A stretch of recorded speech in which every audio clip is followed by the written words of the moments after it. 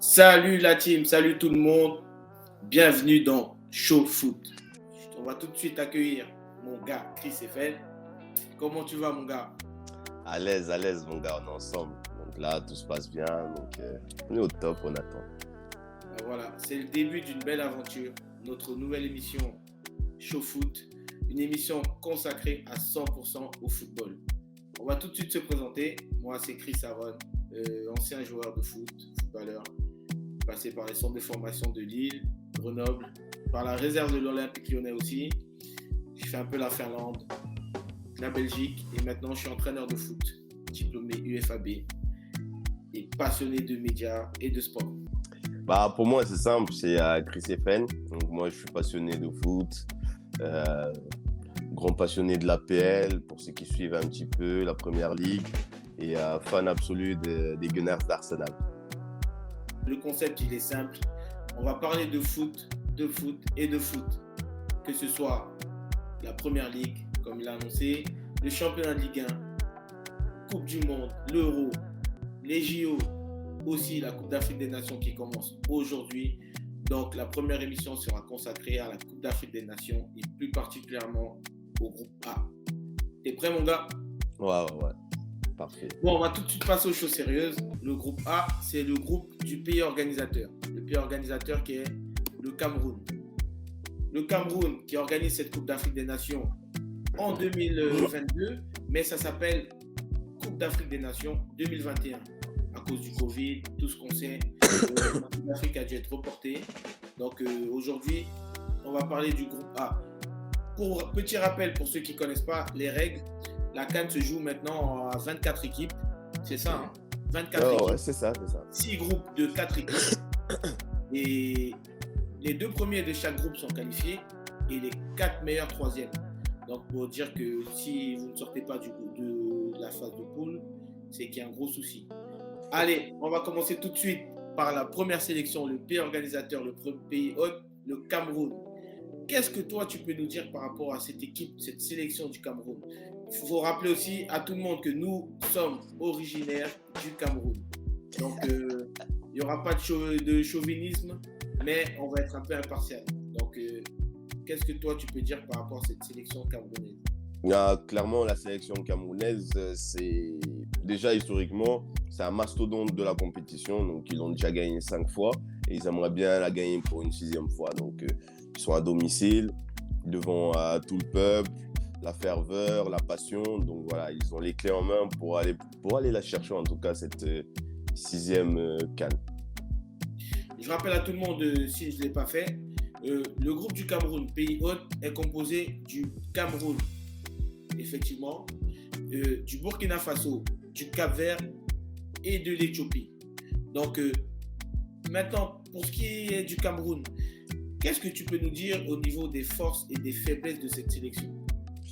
Les forces de la sélection, déjà, c'est sa colonne vertébrale. Donc, il faut savoir que le Cameroun a une colonne vertébrale qui est assez claire avec un très bon gardien qui est parmi les meilleurs gardiens africains, donc qui évolue un petit peu. André Onana, exactement. André Onana qui vient de signer à l'Inter de Milan. À l'Inter de Milan, donc c'est ce qui est fabuleux pour sa carrière. Et au niveau de la défense, donc son compère en défense, c'est Ngandou Ngandjoui, qui est un joueur qui est très régulier, donc qui est assez présent souvent qui joue en Belgique, qui est assez souvent présent dans les rassemblements. La Gantoise. Exactement, oui. Donc, qui est un titulaire assez régulier, indiscutable carrément. Puis en milieu de terrain, on a Zambo Anguissa qui fait les beaux jours de Naples en ce moment. Et en attaque, on a Vincent Aboubakar, qui lui est tout simplement un joueur déjà d'expérience dans cette équipe. Est-ce qu'on peut dire que c'est un joueur phare de la sélection aussi grâce à sa prestation de 2017 qui, clairement, on va se le dire, il nous ramène la Coupe d'Afrique à la maison? Non, c'est clair. C'est vraiment le joueur phare. C'est le capitaine de l'équipe. C'est sur lui que repose toute la pression offensive. C'est lui qui sera chargé de buter, en tout cas en quelque sorte. Et comme tu l'as dit, en 2017, justement, ça reste une belle émotion qu'il a procurée au peuple camerounais. Donc, ils ont juste une seule envie, c'est de revoir la chose se reproduire. est-ce qu'il peut être considéré comme un joueur clé de cette sélection? Alors, pour considéré comme un joueur clé, je ne dirais pas le cas. Pourquoi? Parce que en soi, l'équipe du Cameroun n'a pas de star qui se détache du lot. On a une équipe, on a un groupe qui est assez changeant, qui est souvent tournant, mais on n'a pas la superstar qui sort vraiment du groupe comme à une certaine époque avec Samuel Eto'o. Mais on a quand même des joueurs qui sont clés, des joueurs qui sont bons, qui sont dans la constance. Moi, je dirais, moi, je donnerais plutôt ce rôle-là à Karl Toko Ekambi de l'Olympique Lyonnais.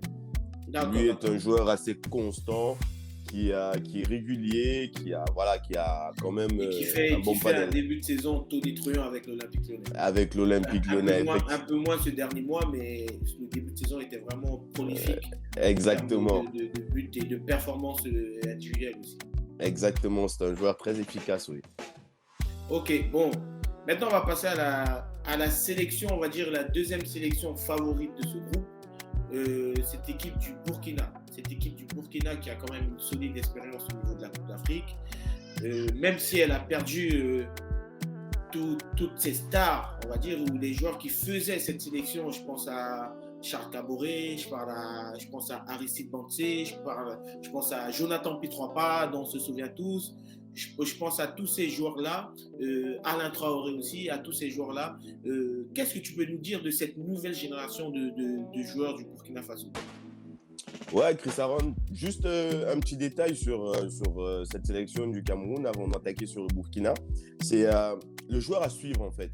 J'ai coché un joueur à suivre qui s'appelle tout simplement Nicolas Mouminga Maleu, qui évolue en Suisse aux Young Boys de Berne.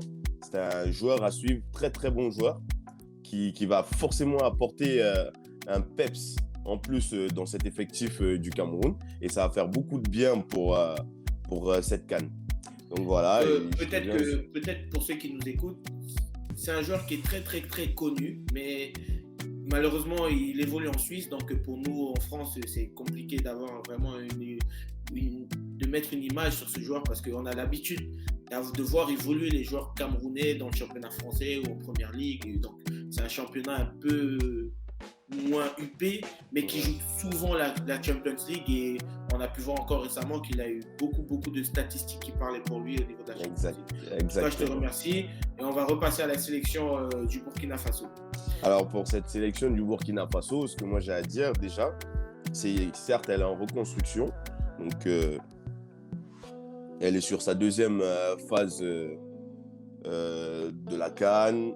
Donc son meilleur parcours reste celui de 2013 justement avec cette finale-là et cet effectif des anciens dont tu as cité Aristide Bansé, Jonathan Pitroipa, Alain Traoré, donc voilà, Charles Caboret qui eux vraiment à ce moment-là ont hissé cette nation à un très haut niveau de football. Et donc pour ce qui est des forces et des faiblesses de cette nouvelle génération, entre guillemets. Pour les forces, on a un groupe qui est constitué de jeunes, dynamiques, explosifs. Donc voilà, ça c'est sûr que le tout mélangé ensemble, ça peut bien péter. En tout cas, ça peut bien exploser, ça peut faire quelque chose de très très bon. Et pour les faiblesses, ce sera malheureusement l'absence de son attaquant phare, Lassina Traoré, qui évolue au Shakhtar Donetsk, qui est blessé. Et ça va vraiment... Traoré, pour ceux qui ne connaissent pas, c'est ce très très jeune joueur qui évolue à l'Ajax d'Amsterdam et qui avait ébloui l'Europe vraiment par des prestations exceptionnelles. Lors du parcours, justement, le parcours où l'Ajax, ils ont fait des prestations mais de haute volée. Donc, c'est un joueur qui avait marqué un triplé en Ligue des Champions, donc très fort physiquement, très rapide et très adroit dans le but. Donc, je pense que c'est une absence qui va faire vraiment du mal à cette sélection. Exactement, elle va faire vraiment beaucoup de mal et voilà quoi. Bon, maintenant on va passer à la sélection qu'on peut qualifier de outsider, si c'est pas galvaudé. Je sais que j'ai beaucoup d'amis qui sont de ce pays, les Cap-Verdiens. Cette communauté elle est très très présente ici en France. Donc Donc, mes amis capverdiens, on va parler de votre sélection. On essaie de trouver des choses un peu à gauche, à droite, mais c'est vrai que c'est une sélection qui est un petit peu méconnue pour nous francophones, parce que c'est une sélection qui est lusophone et la plupart des joueurs évoluent quand même dans les championnats portugais. Donc, voilà. Mais qu'est-ce que tu peux nous dire sur cette sélection du Cap-Vert? Bah, déjà, pour le Cap-Vert, donc voilà, c'est sa troisième phase finale. Donc, en 2013, ils ont fait le meilleur parcours donc, jusqu'au quart de finale de la CAN. Mais on peut remarquer aussi que c'est une sélection qui travaille beaucoup, qui avance bien. On a une fédération qui a fait le bon boulot. Ils se sont gérés, comme on dirait dans le jargon. Et, euh, et les efforts, aujourd'hui, le travail paye, ça se voit. Donc, on a quand même remarqué une sélection qui avance crescendo. Chaque année, elle est de plus en plus forte et pour le bien de son public, c'est toujours génial en tout cas.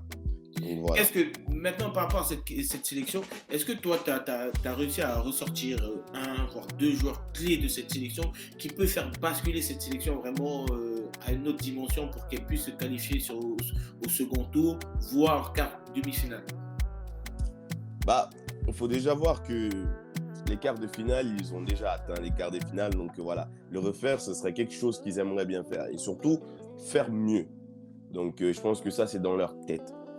Un joueur qui se... Est-ce que c'est une sélection, excuse-moi de te couper, est-ce que c'est une sélection qui peut te rappeler un peu le parcours de Madagascar, avec beaucoup de joueurs qui évoluaient en Europe et tout, ce parcours de sélection qui est novice, mais qui a quand même des références au niveau individuel?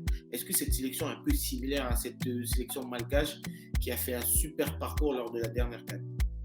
Et bah, à l'inverse, en fait, de cette sélection malgache, les Capverdiens, eux, ils ont un réel noyau. Donc, ça veut dire que c'est des joueurs qui se connaissent bien pour la plupart et qui ont déjà eu l'habitude de travailler ensemble.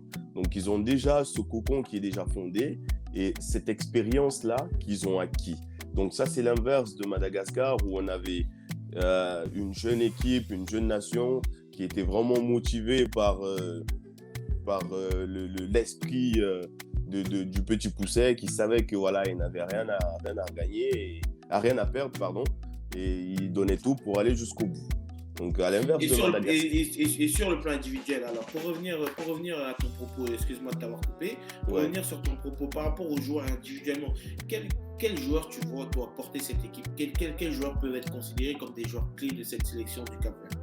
Bah, pour cette sélection du Cap-Vert, la star incontestée, ça reste Julio Tavares. Donc Julio Tavares, très connu en France par son passage à Dijon. Donc ça, c'est ce qui reste dans les mémoires. Donc voilà. Pour moi, le joueur qui représente vraiment cette évolution et cette avancée de l'équipe du Cap-Vert, ça reste Ryan Mendes. Donc c'est Ryan Mendes aujourd'hui qui a de l'expérience, qui a un peu grandi au vu de la sélection capverdienne. Donc, il a évolué en même temps. Un joueur qui arrive aussi en maturité sur le plan physique. Oui. Donc, un joueur qui est à peine trentenaire et qui a non seulement l'expérience, mais qui a encore ce cardio, ce physique-là pour pouvoir encore porter cette sélection.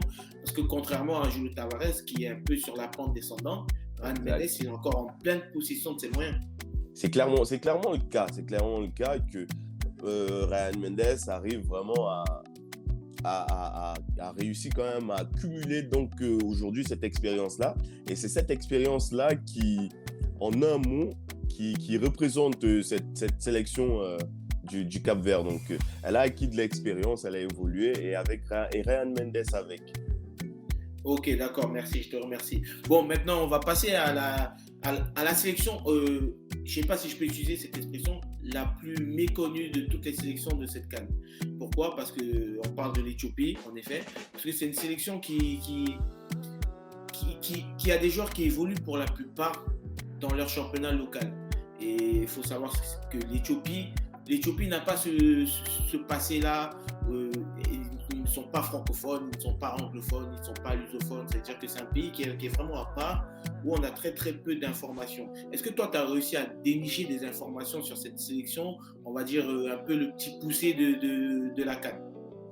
Bah, écoute, la sélection, comme tu l'as dit, on n'a pas beaucoup d'informations. On a beaucoup de joueurs qui sont locaux, ils évoluent tous dans le championnat du pays. Mais on remarque quand même que l'Éthiopie a déjà été vainqueur de cette CAN en 1962.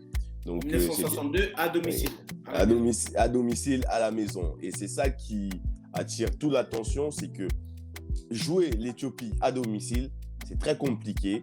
Et tous ceux qui l'ont fait l'ont ressenti. L'Éthiopie a un grand public qui est galvanisateur et qui a surtout aussi un bon effectif de joueurs qui sont chez eux à la maison. Donc, ils ont toute cette confiance-là. Mais tu ne penses pas que le fait de ne pas avoir d'informations justement sur eux, ça peut aussi être un avantage pour cette sélection, parce qu'on ne sait pas ce que vaut le championnat éthiopien, on ne sait pas ce que vaut le football éthiopien, on ne connaît pas vraiment leurs caractéristiques, mais le fait est que c'est une sélection qui a réussi à se qualifier pour cette Coupe d'Afrique des Nations. Donc on est obligé de les prendre au sérieux. Mais bien sûr qu'on est obligé de les prendre au sérieux. On remarque tout simplement l'effectif de cette équipe d'Éthiopie. Elle a ses points forts et ses points faibles. Et parmi ses points forts, en fait, on a un groupe, un effectif de joueurs assez dynamiques, assez rapides, des petits joueurs de transition, de contre, et techniquement qui sont très à l'aise et qui font forcément les différences à un moment venu sur certains tournants des parties. Donc je pense que c'est ça qui leur vaut leur qualification à cette CAN-là. Mais est-ce que tu as réussi à sortir, malgré le fait que c'est une sélection méconnue, on en a déjà parlé et tout, est-ce que tu as réussi quand même à ressortir un ou deux joueurs clés sur lesquels cette équipe d'Éthiopie peut s'appuyer? Est-ce qu'il y a un visage? Est-ce qu'il y a une figure comme l'aurait pu être Samuel Eto'o pour le Cameroun, Didier Drogba pour la Côte d'Ivoire, Riyad Mahrez en Algérie, Sadio Mané, etc., etc. Est-ce qu'ils ont leur Sadio Mané? Est-ce qu'ils ont leur Samuel Eto'o, cette sélection éthiopienne? Bah écoute, les Éthiopiens, effectivement, ont un joueur phare, c'est leur star. Donc oui, ils ont bien leur Mohamed Salah à eux, leur Sadio Mané, leur Didier Drogba ou leur El Hadji Diouf. Comment est-ce qu'on pourrait le qualifier? Mais en tout cas, ils en ont bien un. Et c'est tout simplement le recordman de buts de la sélection. Donc c'est Gatene Kebede. Donc ce joueur va nous montrer aussi aux yeux au Cameroun, à tout le monde, aux yeux du football mondial, du football africain, tout l'étendue de son talent. De son talent. Exactement. Et puis bon, ils ont quand même aussi un joueur à suivre, un jeune joueur qui est l'un des rares joueurs évoluant à l'international, hors du pays, on va dire. Donc c'est Kazim Moujib, qui évolue en Algérie, au JS Kabylie. Donc voilà, on verra bien ce jeune joueur de 25 ans, on verra ce qu'il nous apportera un petit peu en tant que sur cette compétition-là, voilà. On va suivre ça avec attention. Bon, on a fait le tour un peu sur le groupe, grosso modo, on a parlé de toutes les sélections, des 4 équipes, et maintenant, je pense qu'on va passer à l'étape que tout le monde adore, donc n'hésitez pas aussi à vous à jouer à la maison ou à commenter, c'est les pronostics. On va parler des pronostics. On s'est vu tout à l'heure, on a fait nos pronostics, donc on va mettre nos pronostics et on va essayer un peu de faire durer le truc, on va essayer de sur la durée de voir qui aura le plus de points, qui aura le plus de bonnes réponses au niveau des pronostics. Et c'est un jeu auquel vous pouvez aussi participer, n'hésitez pas à mettre en commentaire si vous voulez vos pronostics par rapport à ces matchs-là. Donc on va passer tout de suite au prono. Moi, personnellement, je vois le Cameroun vainqueur du Burkina Faso, 2-0. Je me jette à l'eau, 2-0. Le Cameroun qui a une défense surpuissante et une attaque très très performante. Donc voilà, je ne parle pas parce que je suis camerounais, mais je pense que le Cameroun joue à domicile et va gagner. Éthiopie-Cap-Vert, je pense que le Cap-Vert a un ascendant sur le plan tactique et je pense qu'à ce niveau-là, la tactique compte. Donc 3-1 pour le Cap-Vert. Je te laisse parler de tes pronostics. Bah écoute, pour moi, ça va être très simple. Cameroun, pays organisateur, tout se joue à la maison, on a le public avec nous. Burkina Faso, équipe très difficile à jouer, c'est une jeune génération. Donc voilà, très dynamique. Ça va pas être facile, mais je vois bien le Cameroun l'emporter. Donc, score simple, 2-1. Donc voilà. Pour ce qui concerne la deuxième rencontre entre le Cap-Vert et l'Éthiopie, je vois bien le Cap-Vert prendre le dessus sur les Éthiopiens, malgré Malgré, Malgré leur, tout ton envolé dithyrambique lyrique sur cette eh, équipe d'Éthiopie qui manie bien le ballon, qui est technique et tout. exactement. Voilà. Ok, d'accord, Parce d'accord. que voilà, En tout cas, c'est malheureusement, noté. le manque clivant d'expérience au niveau de ce genre de compétition, ça va beaucoup jouer et ça sera malheureusement le cas pour les Éthiopiens. Bon, on arrive à la fin de l'émission, hein, je te remercie. C'est passé vite et tout. Donc, c'est dire qu'on avait beaucoup de choses à dire. Bon, maintenant, on va parler de l'émission de demain. Parce que demain, grosse émission encore. Show foot. Parce qu'on n'aura pas un, mais deux groupes à analyser. Deux groupes. Le groupe B avec le Sénégal, la Guinée, le Malawi et le Zimbabwe. Et le groupe C, parce que toutes ces rencontres se jouent demain. Le Maroc, le Gabon, le Ghana, les Comores. On reviendra sur les détails demain. N'hésitez pas à vous abonner, partager, liker, commenter, comme vous voulez. En tout cas, Chris, je te remercie encore pour cette émission. Et je te dis à demain, hein, mon ami. Hein. À demain, mon gars, à demain. Allez, ciao. C'est chaud. C'est foot. Allez, ciao.